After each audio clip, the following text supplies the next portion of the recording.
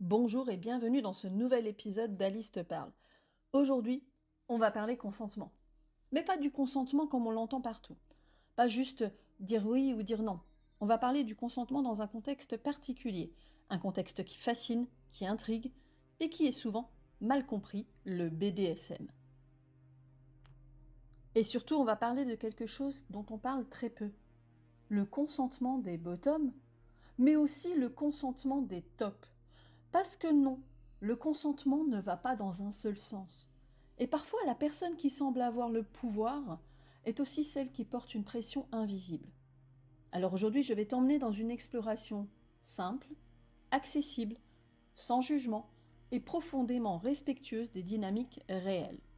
On va déconstruire les idées reçues, on va mettre du cadre, on va redonner de la place à la sécurité émotionnelle. Parce que dans le BDSM, ce n'est pas le chaos. C'est au contraire un espace qui demande énormément de conscience. Le consentement, ce n'est pas juste dire oui. Quand on parle de consentement, souvent on simplifie. On imagine que c'est « tu es d'accord ? Oui. Ok, c'est bon ». Et en réalité, le consentement, c'est beaucoup plus que ça. Le consentement, c'est un processus, une dynamique, un dialogue, un espace vivant. Ce n'est pas quelque chose de figé. C'est quelque chose qui peut évoluer, changer, se retirer, même en plein milieu d'une interaction. Et dans le BDSM, cette réalité est encore plus importante, parce que dans ces pratiques, on va jouer avec le pouvoir, la vulnérabilité, le contrôle, le lâcher-prise. Et ça demande une base solide. Une base qui repose sur 3 piliers essentiels: le consentement, la communication, la sécurité. Sans ces 3 éléments, on ne parle plus de BDSM, on parle de mise en danger. Ce que le BDSM n'est pas. Avant d'aller plus loin, j'ai envie de poser quelque chose de très clair. Le BDSM n'est pas de la violence subie, de la domination imposée, une absence de limite. Et pourtant, c'est souvent comme ça qu'il est perçu de l'extérieur, ou même parfois vécu à l'intérieur quand les bases ne sont pas là. Le BDSM, dans sa forme saine, repose sur une notion essentielle, le consentement éclairé. C'est-à-dire, je sais dans quoi je m'engage, je comprends ce qui peut se passer, j'ai la possibilité de dire non, et mon non est respecté. Mais aussi, je peux changer d'avis, je peux ajuster, je peux ralentir, je peux arrêter. Et ça, c'est fondamental. Parce que le consentement n'est pas un contrat signé une fois pour toutes, c'est une respiration. Le consentement du bottom, ce qu'on voit le plus. Quand on parle de BDSM, on parle souvent du consentement du bottom. C'est-à-dire la personne qui reçoit, se soumet, lâche prise. Et c'est normal qu'on en parle, parce que cette position implique une vulnérabilité. Mais attention, vulnérabilité ne veut pas dire faiblesse. Soumission ne veut pas dire absence de pouvoir. En réalité, le bottom a énormément de pouvoir. Parce que c'est lui, elle ou elle, qui définit ses limites, ses envies, ses zones de sécurité. C'est ce qu'on appelle souvent les limites hard, non négociables, les limites soft, discutables, les envies. Et dans une dynamique saine, rien ne se fait sans cette base. Je vais te raconter une première histoire. Camille découvre le BDSM. Elle est attirée par l'idée de lâcher prise, de ne plus avoir à tout gérer. Elle rencontre Alex, qui se présente comme dominant. Très vite, il prend les choses en main. Il lui dit « fais-moi confiance ». Et Camille accepte, parce qu'elle pense que c'est ça, se soumettre. Mais en réalité, il n'y a pas eu de vraie discussion. Pas de limite posée, pas de cadre, pas de consentement construit. Et rapidement, Camille se retrouve dans des situations où elle se sent mal à l'aise, elle n'ose pas dire non, elle pense qu'elle doit tenir, parce que c'est le jeu. Sauf que c'est pas du BDSM, c'est une absence de consentement éclairé. Ce qui est important ici, ce n'est pas de juger Camille, c'est de comprendre que beaucoup de personnes pensent consentir alors qu'elles n'ont pas les informations nécessaires. Et ça, c'est un point essentiel. Consentir, ce n'est pas se forcer. Il y a une confusion fréquente. J'ai dit oui, donc c'est ok.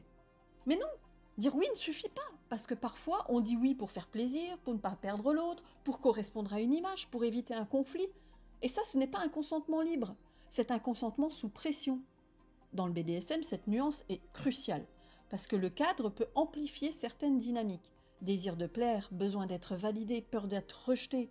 Et donc le vrai consentement, c'est un oui qui est libre, un oui qui est informé, un oui qui peut devenir un non à tout moment et sans conséquence.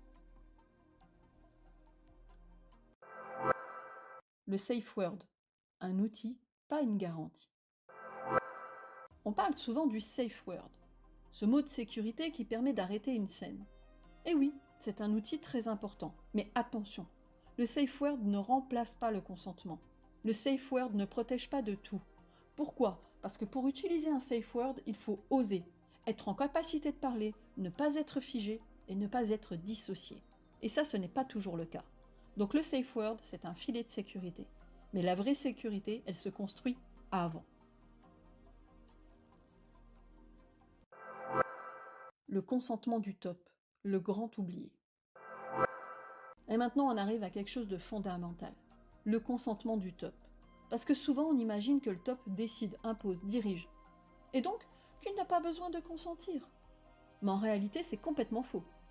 Le top a aussi des limites, a aussi des zones de confort, a aussi des refus possibles, et aussi des émotions.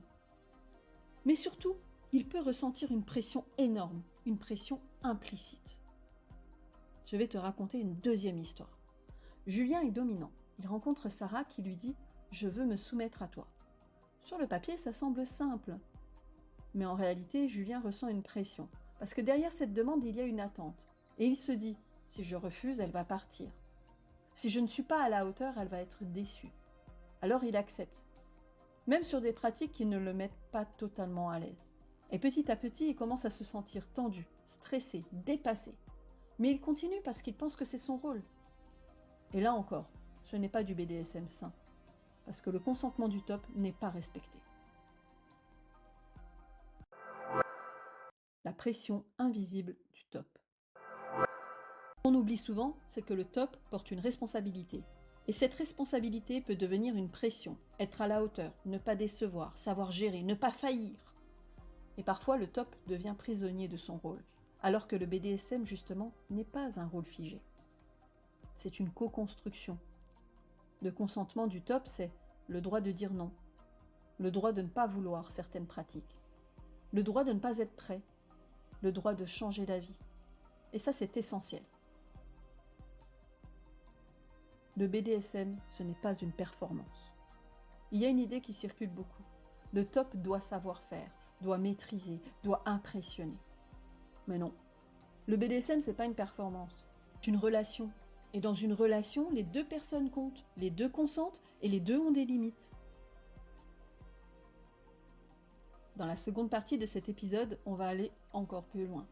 On va parler de la négociation, de la sécurité émotionnelle, de l'aftercare, des signaux à repérer et des dynamiques saines vs toxiques. Parce que oui, le BDSM peut être un espace profondément sécurisant, mais seulement quand il est construit avec conscience.